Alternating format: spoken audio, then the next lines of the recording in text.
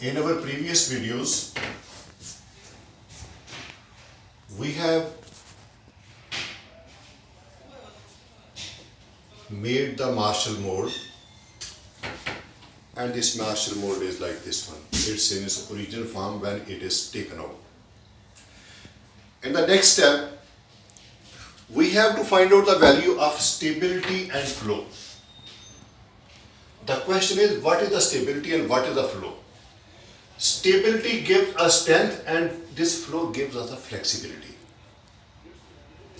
How the stability of this mix can be increased? You see, interlocking. When aggregates are interlocked with each other, it means they are strong enough. They can oppose the existing load and they are bound by the bitumen content because this bitumen content is acting as a binder. So this interlocking and the bitumen content working of the binder, they are going to give us the strength, and that strength is known as the stability. So in other words, this stability opposes the rutting and deformation. That's why we say that this stability is the maximum load which this Marshall specimen or which our rod can sustain before it breaks. And when maximum load is applied, like this one, now our Marshall specimen is exact in this form. When this load is applied, after the application of this load, it is D-shaped, like this one. And for your understanding, I have bring it over here after the formation. You see, it is now no more in this proper shape. This is the proper shape. It means it has deformed. During this deform, how much value it has attained to go from original shape to the deformed shape, this is known as the flow value.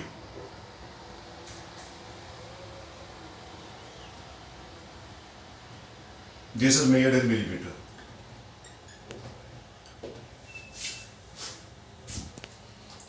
Now the question is, how can we measure the stability? How can we know that how much weight can be exerted on this bituminous sample or Marshall sample or the rod, that our rod can sustain its position? Our rod can sustain against any rutting and deformation. For this, in our laboratory, we are going to perform the test on the Marshall machine. Before this Marshall machine, all these molds which I have are placed into this water tank. And keep this in mind, this water tank is electronically controlled.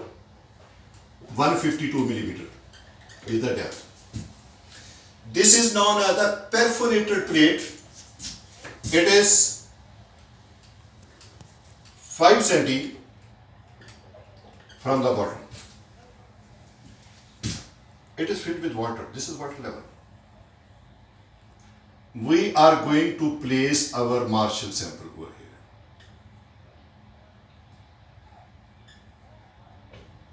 Because at one particle content,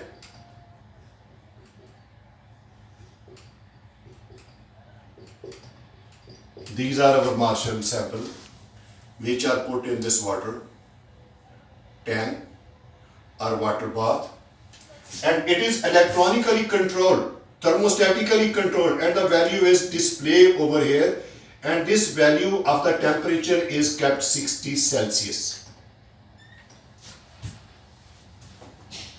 how long we will keep this sample in this water? It is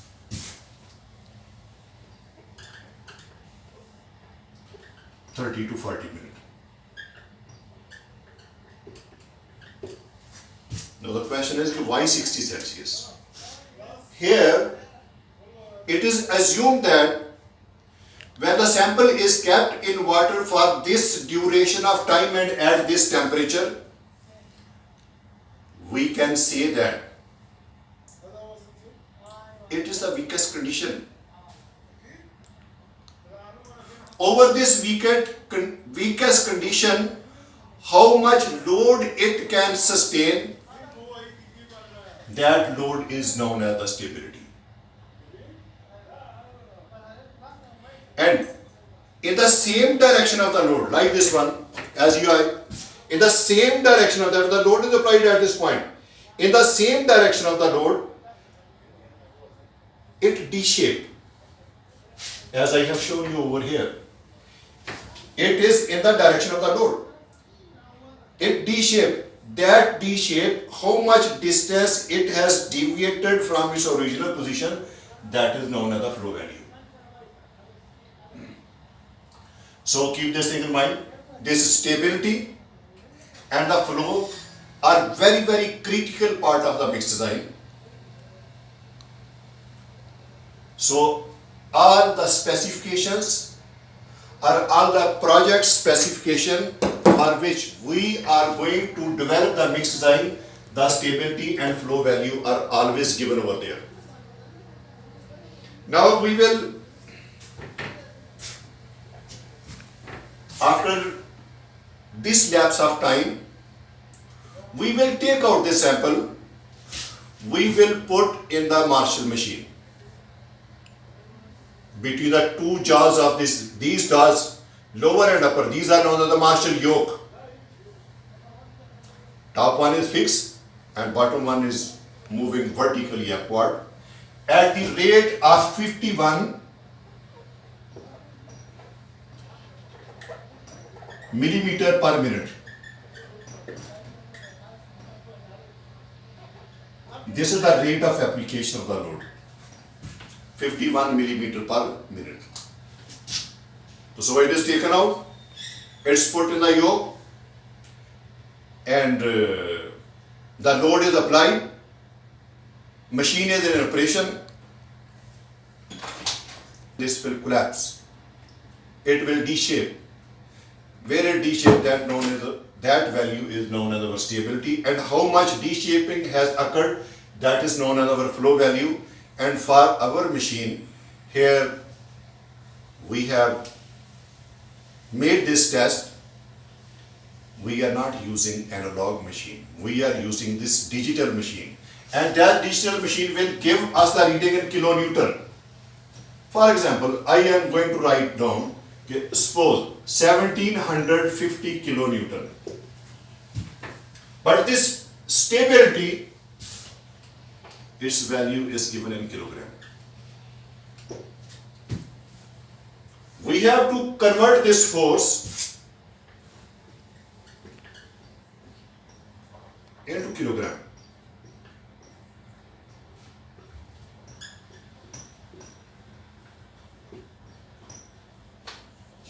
Like 17.5 multiply 101.9716.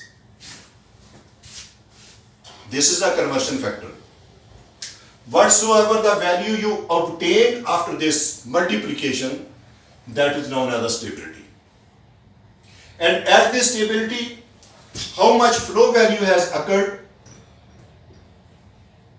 It's written, for example, I say the flow value has occurred 2.6 millimeter.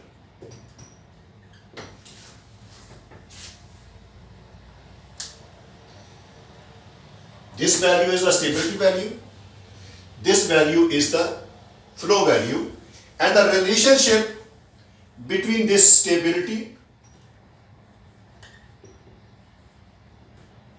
and flow is known as stiffness.